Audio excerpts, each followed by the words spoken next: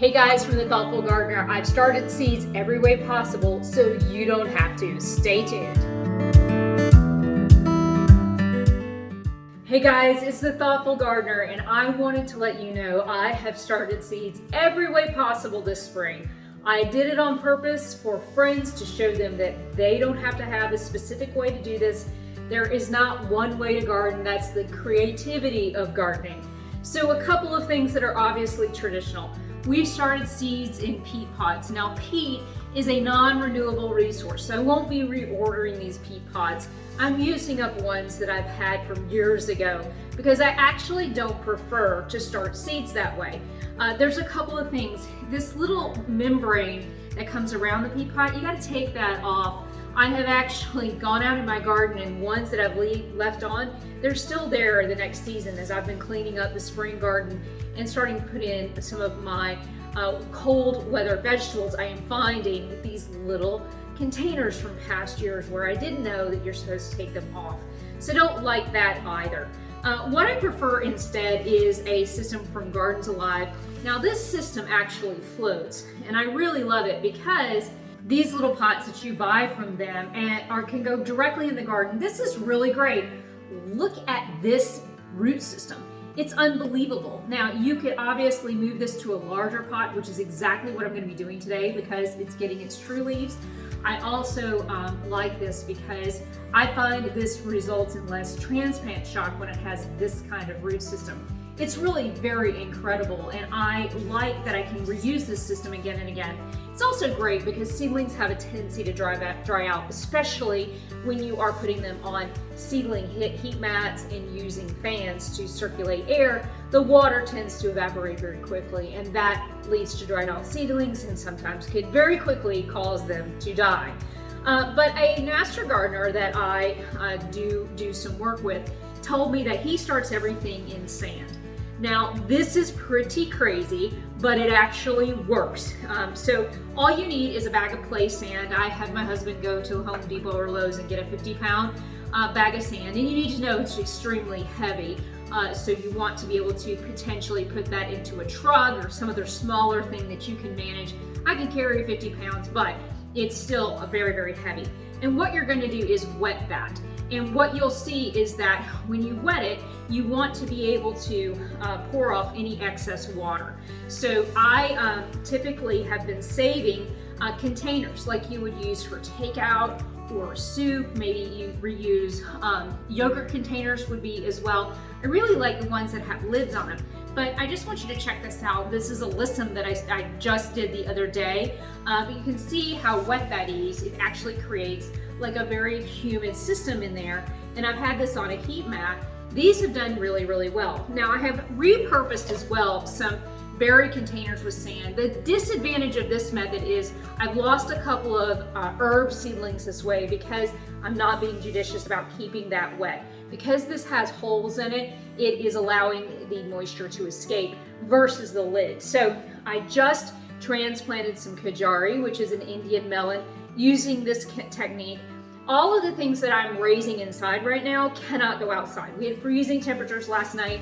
It's the beginning of April. Welcome to April in Pennsylvania, where some days it's 70 and some nights it's below freezing. That's what I'm dealing with. So some of these warm season vegetables cannot be outside right now. And it's really important that you know not only your air temperature, but your soil temperature. And our soil is just really too cold for this right now. So I have also been doing a lot of winter sowing this year, more so than any other year, because last year was so darn successful. And I just wanted to show you these Brussels sprouts that I did. I cannot see the date because I didn't write it in a UV light pin. Note to self, even on the outside sticker, even if it's potentially blocked by another container, which mine is, it still fades. So I don't know the date that I did the Brussels sprouts, but inside I used of course, the non-fade, and so that's how I know that's what this is. So we're gonna reuse this container, so because I'm gonna winter sow more things. But essentially what you see here is this incredible growth of these Brussels. And these Brussels like our cold weather and can go outside. So what I would encourage you to do is, if you are starting cold season vegetables and you're in zone 7A, or if you're going to be starting things that say on the packaging, plant a couple weeks before your last frost. Well, we're right here at that. We're about a month out from last frost. And so a lot of these things can go outside right now. If you're looking for a list, you can look right on our website. There's a QR code there and it'll tell you what can be winter sown. And no, it's not too late.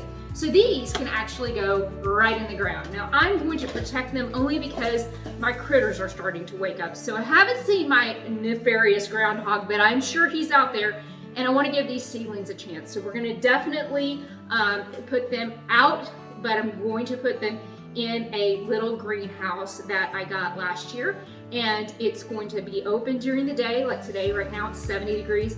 Actually, probably today I'm going to make sure that some shade cloth goes on there so they don't get overly warm today. And then at night, I'll close up the little greenhouse and it'll stay nice and warm. The other thing I'm going to do, I have some extra bricks laying around. I'm going to put those, just line the inside of the greenhouse. And what that's going to do is that'll allow those bricks to heat up and then radiate that heat back to these little transplants. So these are some things that I'm doing. I've already winter sown out radishes. And I was shocked to see peas that I started 2 weeks ago when my friends were here are already ready to go in the garden. So I got lots of winter sowing transplants that need to go. They got to get out. That is way easier than this. I love starting seeds. I start thousands of seeds, but I am learning that the winter sowing for me is just way, way easier. Now let me show you a couple other things. I love to grow herbs in a strawberry pot. I grow them every single year. What I decided to do this year is I have absolutely put the seeds right in here. I'm not buying transplants because the transplants at my local nursery right now are crazy expensive. I don't know if you've seen it at your nursery too, but the selection's quite limited and they're quite pricey. So I thought, what the heck? I have a lot of seeds. Why not start them in my strawberry pot? And so what I did, I really love press and seal. And no, I don't have a contract with Glad, but I should because I use this on a lot of my seedlings. So what I have done is I have put each different herb that I want to grow. This sits right outside my kitchen on a porch. It gets afternoon sun, but it gets shade in the morning. So that's the nice thing about these herbs is they don't require full sun. And all I've done is taken a little press and seal and I've put it over each one of these little holes.